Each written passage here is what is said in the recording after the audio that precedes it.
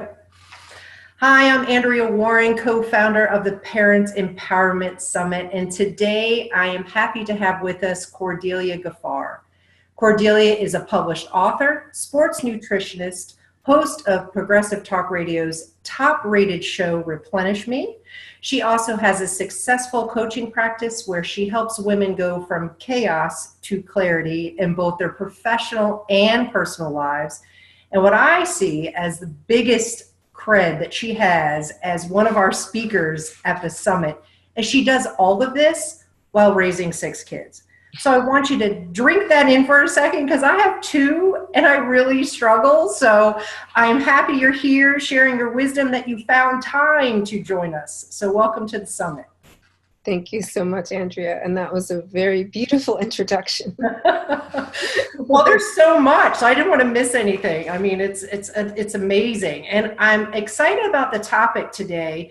Let's jump into that. You're going to share with our audience 5 ways that they can connect with their children from infancy through the first 7 years.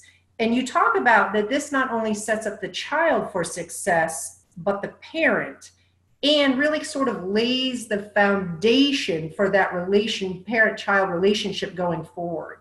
Can you share with us how you came up with this philosophy? It's fascinating. Yeah, it was a lot of trial and error. As it usually is, right? Yeah, first and foremost, and then in full disclosure, I did read quite a few books in my first, 5 years of parenting.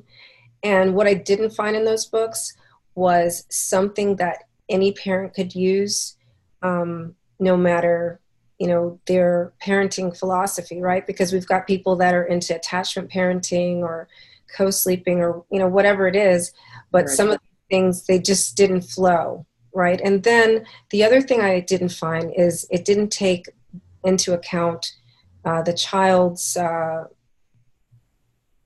personalities, right? Okay. So what works for, the quiet, child that is kind of intuitive and knows themselves isn't going to work for the child that needs to be a little bit more helped with being self-aware.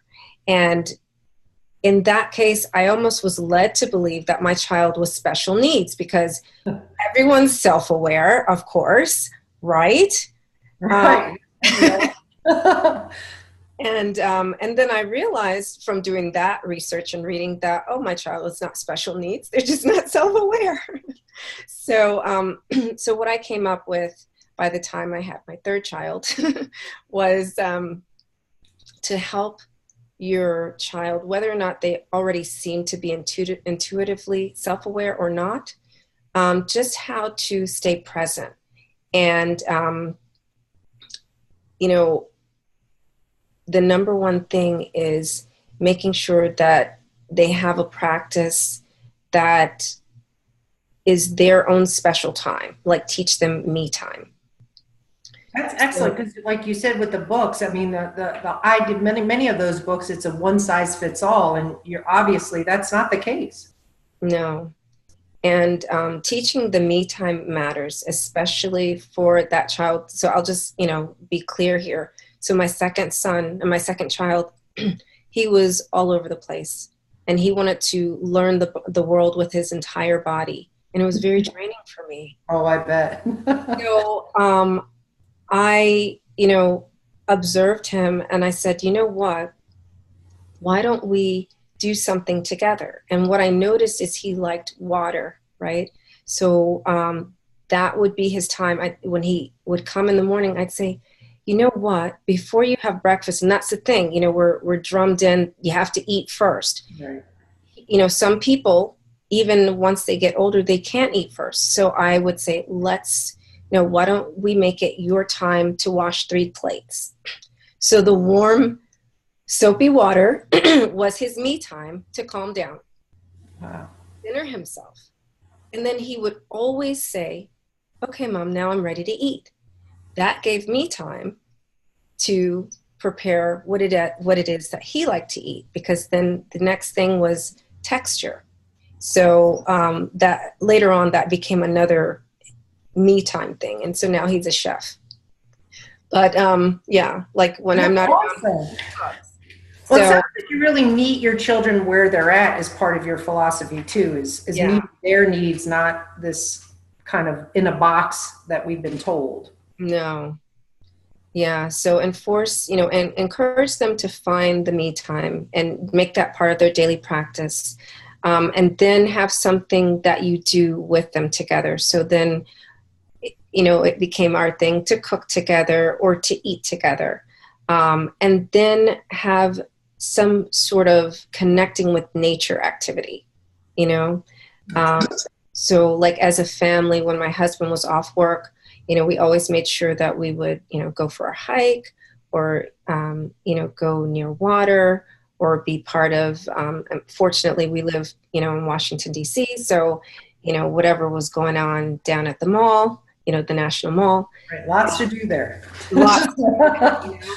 And then I guess the other two things are more of having meals together, which we'll talk about later, and then just really helping them to be in touch with their emotions.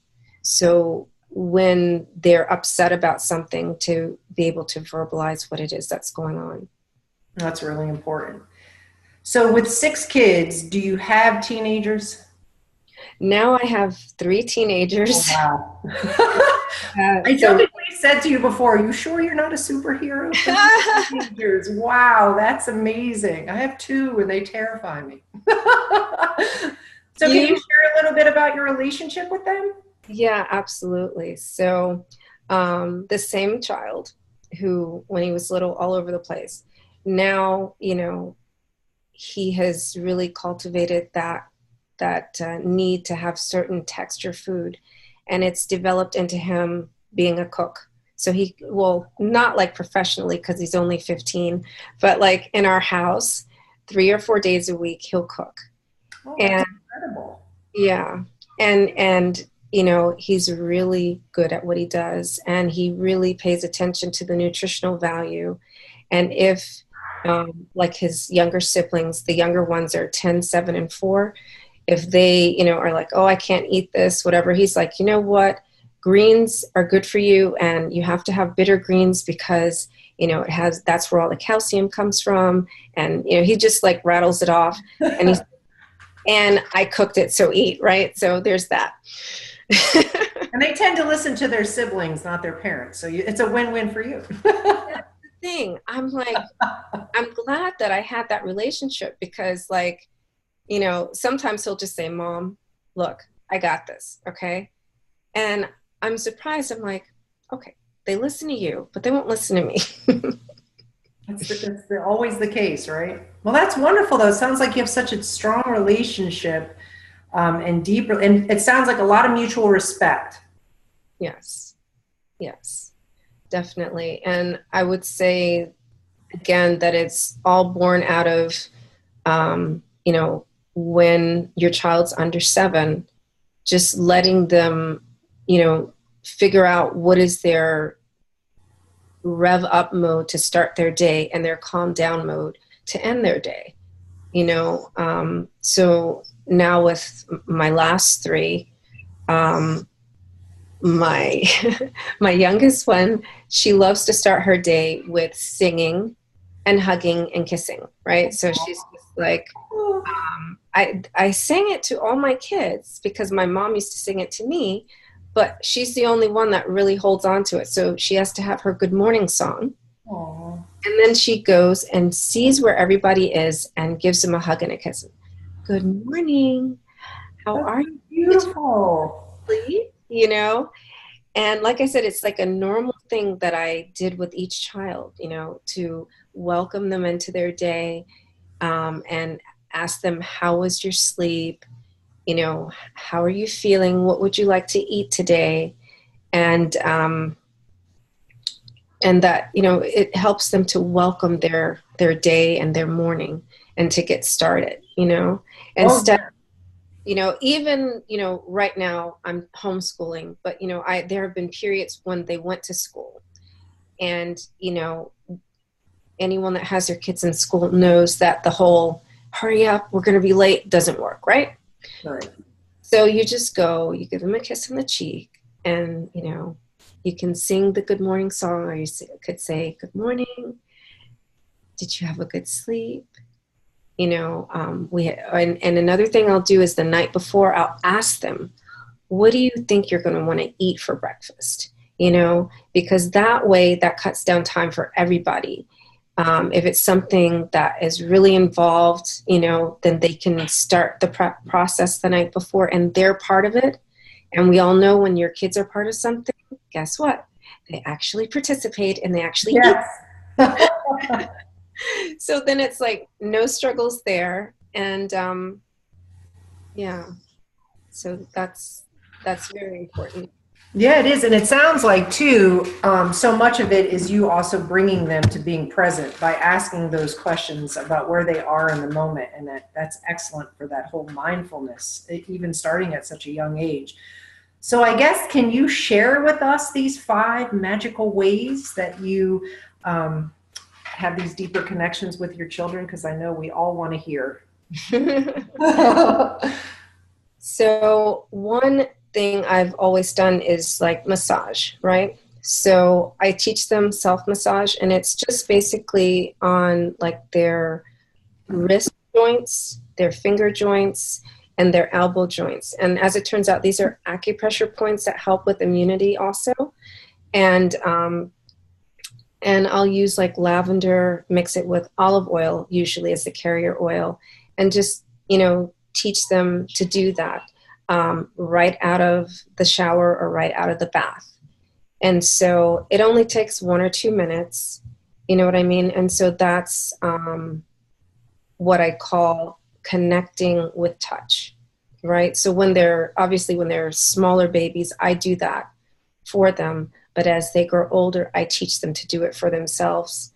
And that makes them really aware, because by the time they're like 2 or 3, this is something I've consistently noticed. They'll say like, you know, I'm not feeling well. I think I'm going to need, you know, this kind of oil, or I think I'm going to need to eat this.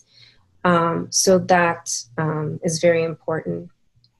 The next thing is, like I kind of mentioned already, how we connect with nature. So like, you don't have to like go to a national park or anything. Backyard, as long as you're not chemically treating your yard, you know, you can have them. And I'm having a visitor, my 4-year-old. Yay! Have them ground. We like visitors. We encourage visitors. I mean, we keep it real here at the Parent Empowerment Summit. Are you in or out? And You're in? Okay. So I teach them to ground themselves, and sometimes they'll do that. They'll just take off their shoes and they'll say, I need to go outside. And I'll say, okay, you know. Mom, can I take a walk with you? Yeah, we'll take a walk in a little while. Do you want to say hello? Oh, I want to say hi. Let me see you. Hi. Oh my gosh, you're gorgeous. How are you? You have a pretty super That's mom. my bird. You hear my bird? I don't hear your bird. She has a little toy bird that tweets. Aw. I don't hear. I wish I did. I love birds. I'm a huge fan of birds. Like purple birds. Purple birds? I'm sort of a yellow bird kind of gal, you know? But I love any bird, so if I saw a purple bird, I think I'm pretty sure I'd like that bird too. They do that. You daughters. How old is your daughters actually? How old's my daughter? I have a daughter. How did you know that? Did your mom tell you that? You're just very intuitive at such a young age because your mom is raising you right. Right. A bird. No, I don't have a bird, but I have a 14-year-old daughter, and I have 2 dogs. You have a bird for your daughter? No birds. We haven't had a bird. I haven't had a bird, but I guess I may need to get a bird now. You've encouraged me. I don't know, with 2 cats, I may not do that. Yeah, woo, that's and I have to say I love the grounding thing too, and I'm sure, do you recommend that for moms too? Because I'm a big believer. My shoes are off, my feet are in the grass at least once a day, trying to keep myself balanced as well as my kiddos. I have my husband doing it now too, and he's like, I'm at a conference and people are looking at me and I've got This my is shoes my off. bird. Oh, he's beautiful. Oh, she's beautiful. Or she's perfect. Her name is Birdie. Oh, that's cool. I like that. Very cool. It's a Thank you bird. for sharing that with us. Yeah, I do recommend that for moms. And that's really kind of how it came about, that they started doing it, because I think one day I just walked outside and I took my shoes off and they were like, "Oh, I want to do that," And then they would be like, "This feels so good," and then explain to me all the things, and how it makes them feel emotionally. And that's when that was the same time when I had started reading books on emotional intelligence. But I was reading those books for myself. Right. And just didn't know how it was going to transfer to your very well-adjusted children. I had no idea. And I was like, oh, because I thought, right then, and this is another thing, my Mom, kids. I want to show you their thing. Okay. My kids, our kids learn from our behaviors, Yes. Right. learn from the way we communicate and the things we Like do. that. And I was noticing that a lot of, what was it? So I guess I had my fourth child, and my 3-year-old, she was just like yelling, and singing, "You're not listening to me. Why aren't you looking at me right now?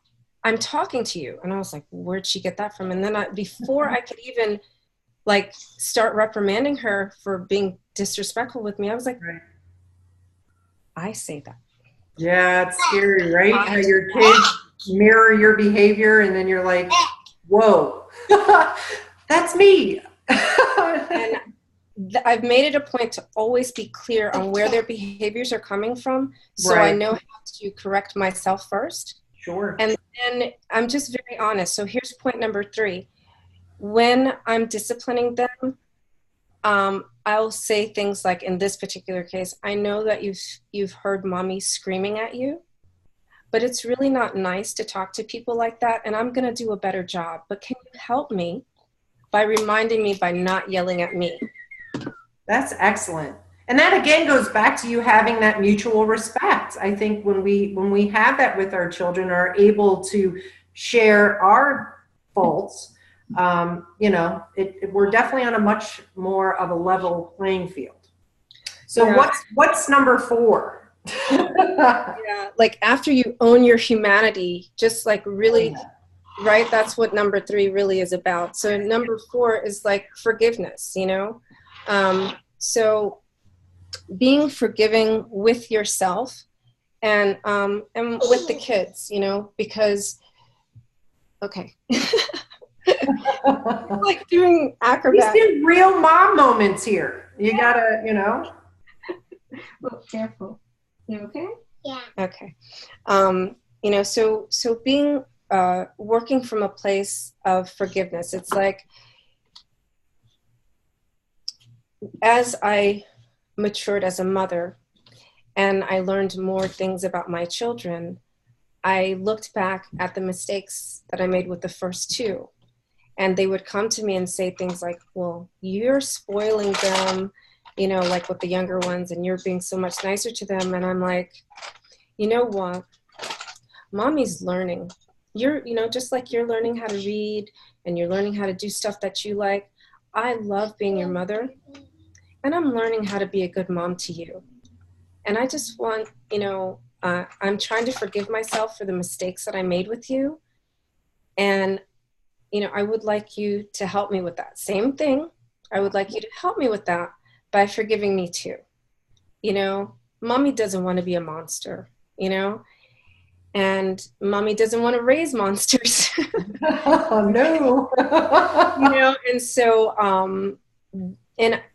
and this is something that is not in any parenting books.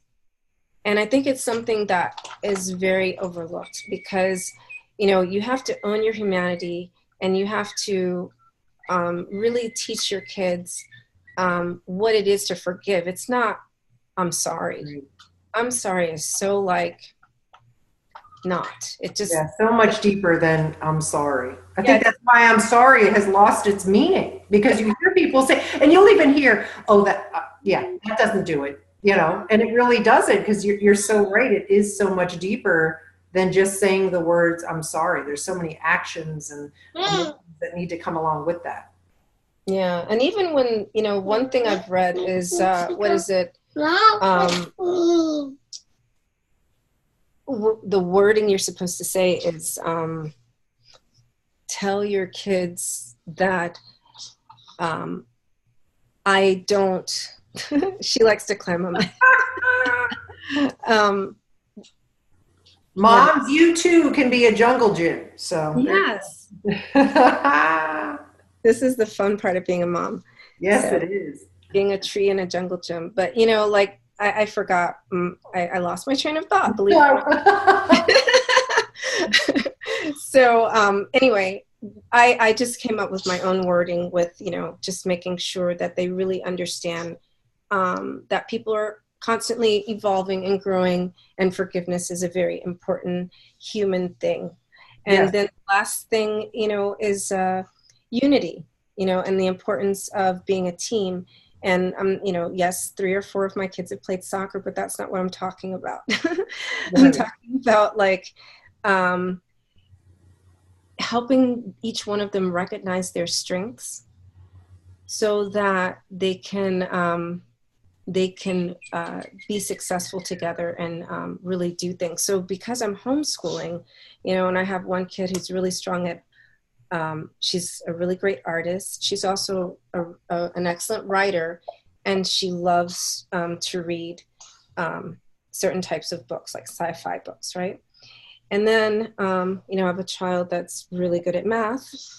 I have a child that's really good at science. So you see where this is going, Yes, right? I do. One kid that's really interested in history. So, now with the younger kids, and even before, I had the last 3, I just got them in the habit of, she's going to need, my reader and writer, you're going to need, she's going to need some help with her math. We're going to take a walk in a minute. She's going to need some help with her math. Can you help her? And, it makes the child that has the strength, Oh yeah, what a confidence builder. Yeah. And the child that doesn't have the strength,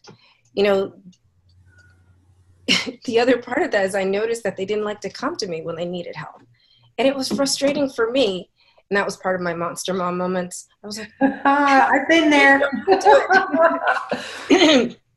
And then I found out that it's so much easier for them to just go to, like we talked about earlier, go to each other and get the help, right? So, at the end of the year, we do portfolios. And so this year what I did is I was like, well, for those of you who already know how to put them together, why don't you partner up with someone who doesn't know how to put it together and work on it. And then I do the end of the year assessments, and I'll have one be the test administrator, if you will, So it teaches, it helps me with delegation.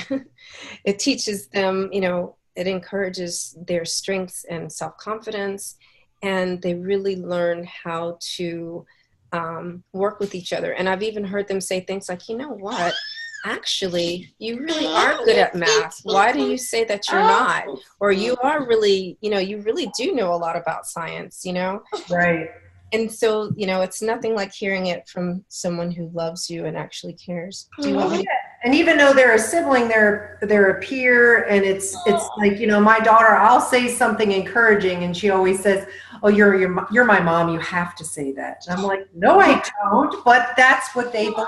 So when her brother says something, wow, has so much more meaning than me saying it. So I'm like, okay, great, thanks. But I get it. I totally get it. And I guess, so if you're somebody who's watching today and you've heard these 5 philosophies, you're either, have a young child or you're pregnant, But what if you're somebody like me where you have older kids? Is there a way that you can recreate the relationship or improve that deeper connection? Are there some steps that we could do? So there is one child of my older children that I didn't really connect with that well because I actually put her in preschool. And so our relationship is a little bit, difficult. But what I do is, like I mentioned before, having dates with your children. Yes. And that private time alone, I find out, so you say that we don't have a close relationship. What is it that we can do so that you'll feel closer? And then, you'll disclose, they'll tell you what it is that they want to do and, what you can do to be a better parent to them. And I know that we think that they won't tell us. Yeah. No, they do. Because they want you to know. Yeah. And, just you got to give them a chance. And I really, when I go on my dates with them, it's all about them. I really let them talk, and, hey, don't. Yeah, that's important, right? They need to feel like they're being heard is what I'm hearing from you. Yeah. And that's, just think about adults that you may work with that may be a difficult person. But when they're listened to, it's amazing how they change. So it's the same thing. And I feel like human beings are on like 10-year cycles, So, I didn't connect with her when she was this age and I felt bad about that. But I can, it doesn't mean, she's still evolving. She's still growing up. And just we kind of pick up where we are. Right. And, and now she can communicate a lot better. So yeah, definitely. Well, that's great. Well, let me wrap this up because you need to go on a nature walk and mom duties have called you back. But let me ask you one more thing because I wanted to, when we did this summit, the biggest thing for me, especially as a parent of 2 teenagers, I wanted our audience to get some actionable items that they could start today. So I know we've gone through a ton of great ideas and philosophy, but if you were a parent watching today, what would be one thing that you would share and say, hey, if you do it all today, start here? I would definitely encourage mindfulness as a family practice. Just maybe take a portion of your morning before the busyness starts, even if it means you have to wake up earlier. Right. And just make it a 3-minute mindful practice. I'm coming, darling. You know what? Can you put on your outside pants? Okay. So she doesn't want to. Well, there you go. Leave it. I don't wear pants at all sometimes, so I understand. She has on her pajamas. I'm just like, okay, that's fine. Way more comfy. I get it. Yeah. Well, I really appreciate you being with us and sharing your wisdom. And I know all of our summit participants will be able to receive your free gift. And can you give us a real quick reminder of what that is? The free gift is 8 tips to create clarity and joy in your home. And I've actually covered most of them. Yeah. We can always use the reminder, trust me. Yeah. And you'll see some beautiful pictures of the rest of my children, I think. Oh, that's great. Well, thank you so much for being with us. We thoroughly enjoyed this time together and we look forward to learning more about you. We have a link to your site and thank you again. Thank you for having me.